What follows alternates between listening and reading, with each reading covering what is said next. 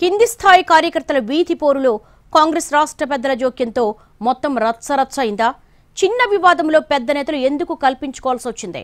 అధికారంలో ఉండి కూడా కాంగ్రెస్ నేతల్ని పోలీసులు ఎందుకు అదుపులోకి తీసుకున్నారు? ఎక్కడ జరిగిందా తంతు? సిల్లీ విషయంలో సీరియస్ గా తలపడ్డ ఆ ఇద్దరు పెద్ద నాయకులు ఎవరు? నిజామాబాద్ జిల్లాలో కాంగ్రెస్ కార్యకర్తల మధ్య పంచాయతీ చినికి చినికి గాలివానలా మారి ఒక రకంగా జిల్లా పార్టీనే షేక్ చేస్తోంది.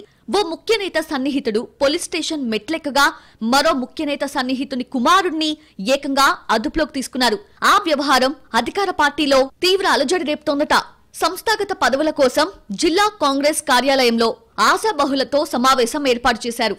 నిజామాబాద్ నగర కాంగ్రెస్ ప్రెసిడెంట్ పదవి కోసం జిల్లా గ్రంథాలయ సంస్థ చైర్మన్ అంతిరెడ్డి రాజిరెడ్డి కుమారుడు విజయపాల్, పిసిసి చీఫ్ మహేష్ కుమార్ గౌడ్ సన్నిహితుడు ఆకుల మహేందర్ పట్టుబట్టడంతో పీటముడిపడి మ్యాటర్ ఎటు నుంచి ఎటో వెళ్లిపోయింది. అటు రాజిరెడ్డి మాజీ మంత్రి సుదర్శన్ రెడ్డికి అత్యంత సన్నిహితుడు కావడంతో ఇద్దరు పెద్దలు ఢీ అంటే ఢీ అనే పరిస్థితి వచ్చింది. ఈ క్రమంలోనే రెండు వర్గాల కార్యకర్తల మధ్య మాటా పెరిగి గల్లాలు పట్టుకునే వరకు వెళ్లిందట. ఆ ఎపిసోడ్ పై పోలీసులకు ఫిర్యాదు చేశారు మహేష్ గౌడ్ సన్నిహితుడు మహేందర్.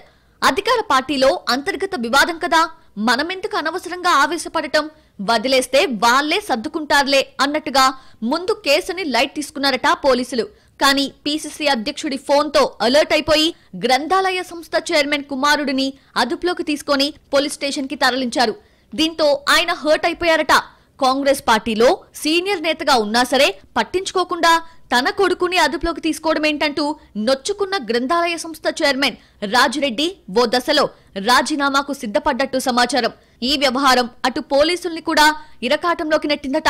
చట్టపరమైన చర్యలు తీసుకోవాలని పిసిసి అధ్యక్షుడు రాజీ కుదిర్చి కేసు వెనక్కి తీసుకునేలా చేయాలని మాజీ మంత్రి సుదర్శన్ రెడ్డి పట్టుబట్టడంతో ఎటూ పాలుపోక పోలీసులు తలలు పట్టుకుంటున్నట్టు తెలిసింది. ఈ వ్యవహారంపై దాదాపు 5 గంటల పాటు వన్ టౌన్ పోలీస్ స్టేషన్ లో హై డ్రామా నడిచింది.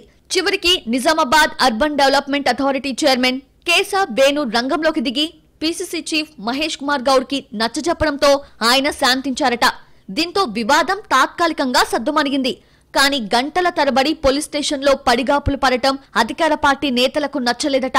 కానీ ఇద్దరు ముఖ్య నేతల సన్నిహితుల పంచాయతీతో నేతల మధ్య గ్యాప్ మరోసారి బయటపడిందంటున్నారు పొలిటికల్ పరిశీలకులు. ఇందూరు కాంగ్రెస్ లో నేతల మధ్య ఆధిపత్య పోరుకి ఇదో చిన్న ఉదాహరణ అంటుంది క్యాడర్. త్వరలో స్థానిక సంస్థల ఎన్నికలు జరగబోతున్న క్రమంలో నేతల ఆధిపత్య పోరు ఎక్కడికి దారి తీస్తుందోనన్న టెన్షన్ క్యాడర్ లో పెరుగుతోంది. ఈ ఇష్యూలో సాక్షాత్తు పిసిసి అధ్యక్షుడు ఇన్వాల్వ్ అవ్వటం కలవరం కలిగిస్తోందని అంటున్నారు. ద్వితీయ శ్రేణి నాయకుడి మధ్యవర్తిత్వంతో ప్రస్తుతానికి చేతులు కలిసినా ఎన్నికల టైంలో మనసులు కలుస్తాయో లేదోనన్నది పొలిటికల్ పండిట్స్ డౌట్.